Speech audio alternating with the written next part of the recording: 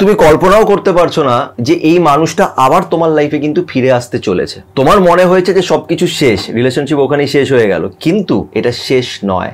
ভাগ্য তোমার সাথে আছে, এই সম্পর্ক তোমার জন্য অনেক পজিটিভ চেঞ্জেস নিয়ে আসতে চলেছে।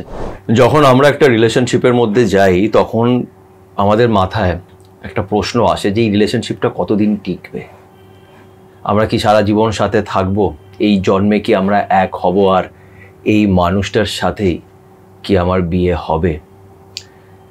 এটা আমাদের মাথায় আসে, এটা নিয়ে আমরা চিন্তা করি, অনেক কনফিউশন হয়, অনেক প্রশ্ন আসে। তাই আজকে এই বিষয় নিয়ে তোমাদের প্রশ্নের উত্তর আমি দেব এই ট্যারো কার্ডের মাধ্যমে। আমি বিশ্বাস করি যে ইউনিভার্স অনেক সময় আমাদের ট্যারোর মাধ্যমেও অনেক ইন্ডিকেশনস দেয়, অনেক কিছু বোঝানোর চেষ্টা করে। ট্যারো আমাকে অনেক সময় অনেক কনফিউশন থেকেও বার করেছে, তাই আমার ট্যারোতে অনেক বিশ্বাস আছে। অলদো আমি আগেও বলেছি যে আমি কোনো বড় ট্যারো রিডার নই, আমি এখনও এটা শিখছি, বাট আমি তাও ট্যারো রিডিং করি, আমার ভালো লাগে। তো এটা একটা জেনারেল রিডিং, এমন নয় যে এটা তোমাদের সাথে ম্যাচ করবে, নাও করতে পারে, করতেও পারে।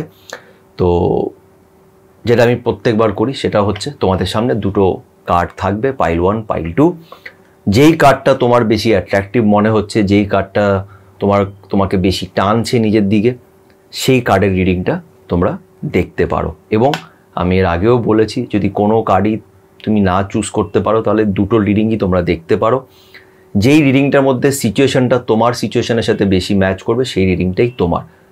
আমি আগেও বলেছি যে কার্ডস আমরা চুজ করি না, কার্ডস আমাদের চুজ করে। আজকে যদি রিডিংটা হঠাৎ করে তোমার চোখের সামনে এসে থাকে তাহলে এটা হতেই পারে যে তুমি হয়তো এই মুহূর্তে অনেক কনফিউজড আছো, আর ইউনিভার্স তোমাকে এই কনফিউশন থেকে হয়তো দূর করতে চাইছে। তো চলো আর সময় নষ্ট না করে আজকের এই রিডিংটা শুরু করা যাক। তাহলে প্রশ্ন হলো যে এই মানুষটার সাথে কি তুমি এই জন্মে এক হতে পারবে, তোমরা কি সাথে থাকতে পারবে, বা তোমাদের কি বিয়ে হবে। কেমন এই মানুষটা কি চায়, এর সাথে তোমার এগোনো উচিত কিনা, এই সব কিছুরই আজকে উত্তর দেবো এই কার্ডসের মাধ্যমে। তো তোমাদের সামনে এই মুহূর্তে দুটো কার্ড রাখা আছে, পাইল 1 পাইল 2। যেই কার্ডটা তোমার বেশি অ্যাট্রাকটিভ মনে হচ্ছে সেই কার্ডটা চুজ করে নাও এবং সেটা রিডিংটা দেখো। আমি প্রথমে পাইল 1-এর রিডিংটা করব। তো চলো শুরু করা যাক, পজিটিভ থাকো।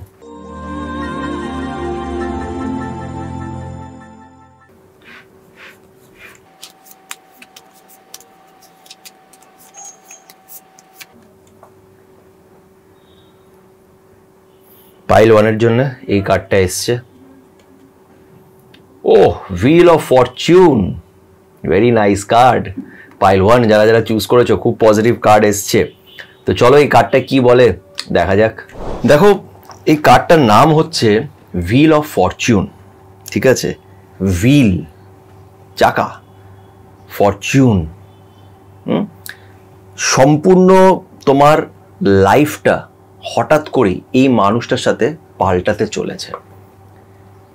এমন হতেই পারে তোমাদের সিচুয়েশনে, মানে সবার সাথে ম্যাচ করবে কিনা জানি না, তোমাদের সিচুয়েশন এরকম হতেই পারে যে এই মানুষটার সাথে তুমি হয়তো আলাদা হয়ে গেছো, মেবি কিছু মিসআন্ডারস্ট্যান্ডিং হয়েছিল, বা তোমাদের মধ্যে কিছু কথা কাটাকাটি হওয়ার পরে তোমরা ডিসাইড করেছিলে যে তোমরা সেপারেট হয়ে যাবে, বা তোমাদের মধ্যে হয়তো রিলেশনশিপের মধ্যে অনেক চ্যালেঞ্জেস ছিল যার ফলে তোমরা ভাবলে যেটাকে আমরা এখানেই শেষ করে দিই।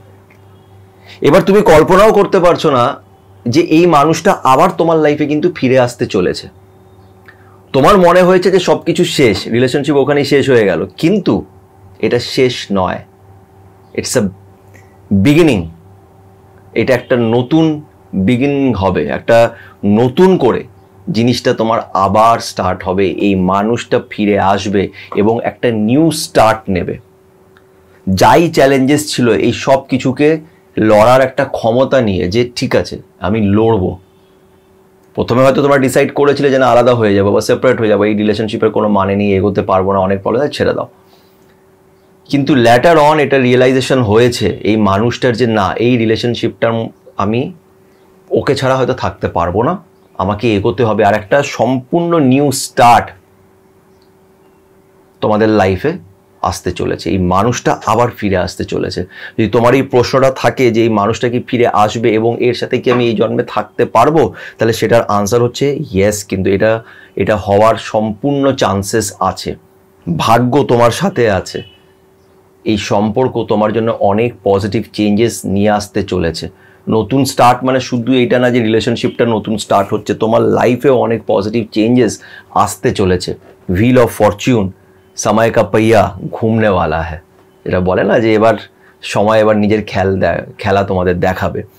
তো যারা যারা এই কার্ডটা চুজ করেছো তাদের জন্য খুবই পজিটিভ একটা রেসপন্স। এই রিলেশনশিপে অনেক কি বলবো পোটেনশিয়াল আছে, এই রিলেশনশিপ অনেকটা এগিয়ে যাবে এবং তোমাদের বিয়ে হওয়ার সম্পূর্ণ চান্সেস আছে যদি তোমরা একে অপরের সাথে মিলে সিচুয়েশনের সাথে লড়তে পারো, একে অপরের সাথে কথা বলে একে অপরকে সাপোর্ট করে যদি এগোতে পারো, ডেফিনেটলি এই রিলেশনশিপ সাকসেসফুল হবে। তো কার্ড 1 যারা যারা চুজ করেছো খুব পজিটিভ এসছে। এবার দেখা যাক যারা যারা পাইল 2 চুজ করছো তাদের কি আসে। তো চলো শুরু করা যাক। ওকে, তো যারা যারা পাইল 2 চুজ করেছো দেখা যাক তাদের রিডিং কি আসে। পজিটিভ থেকো।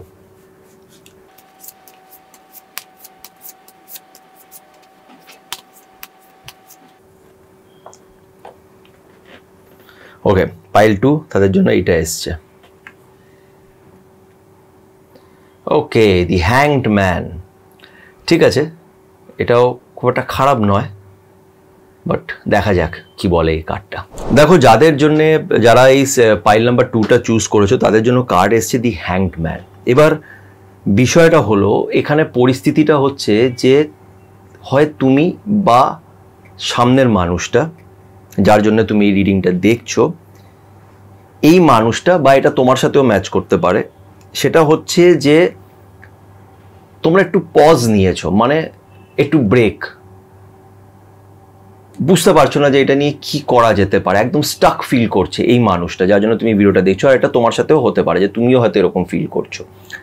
তো আমি ওই মানুষটাকে ধরে বলছি যে ওই মানুষটা মোস্ট প্রবাবলি এরকম ফিল করছে যে এই রিলেশনশিপে সেরকম কিছু করার নেই, আর আমি কি বা করতে পারি, কিছুই করণীয় নেই এখানে। তো খুব স্টাক ফিল করছে, এগোতে পারছে না, হাল ছেড়ে দিয়েছে যে যা এটা যা হবে দেখা যাবে, আমার কিছু করার নেই।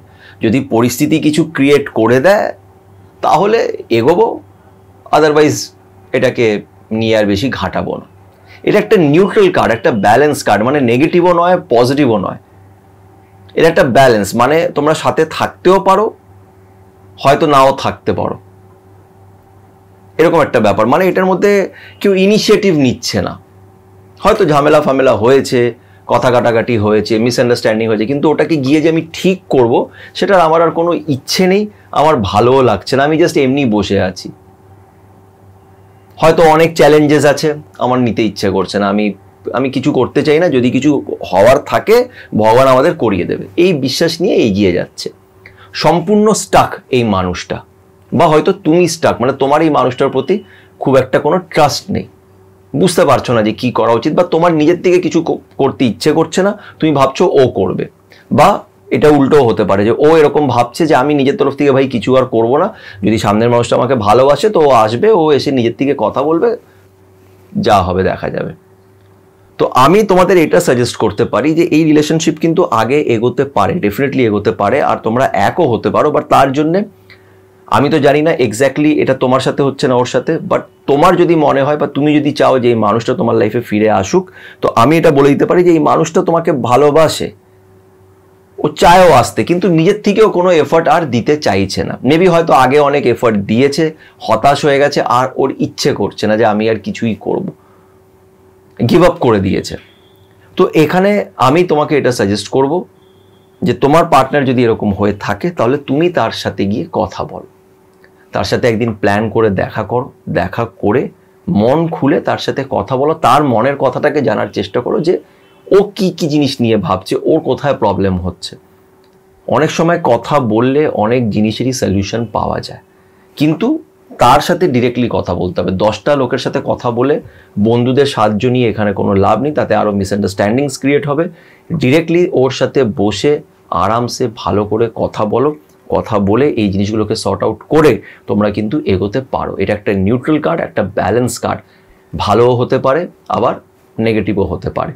তো ট্রাই করে দেখো, তুমি নিজের তরফ থেকে একটু এফর্ট নাও, এটা ভেবো না যে না ও তো কল করছে না, ও তো কথা বলছে না, আমি কেন বলবো। তোমার রিলেশনশিপ যদি সেরকম স্ট্রং হয়ে থাকে, তার রিলেশনশিপে ইগোটা সবসময় দেখতে নেই, ইগোটাকে সাইডে রেখে গিয়ে তুমি তার সাথে একবার কথা বলে দেখতে পারো। এই রিলেশনশিপে পোটেনশিয়াল আছে, কিন্তু ট্রাই নিতে হবে, চেষ্টা করতে হবে, ইনিশিয়েটিভ নিতে হবে। আদারওয়াইজ এই রিলেশনশিপকে এগোনো খুব ডিফিকাল্ট। তো এটাই হচ্ছে পাইল নাম্বার 2 যারা যারা চুজ করেছিলে। আশা করছি তোমাদের এই রিডিংটা ভালো লেগে থাকবে। তোমাদের কি মতামত, কতটা তোমাদের সাথে মিলেছে আমাকে অবশ্যই কমেন্ট করে জানিও, এবং সবাই ভালো থেকো, পজিটিভ থেকো।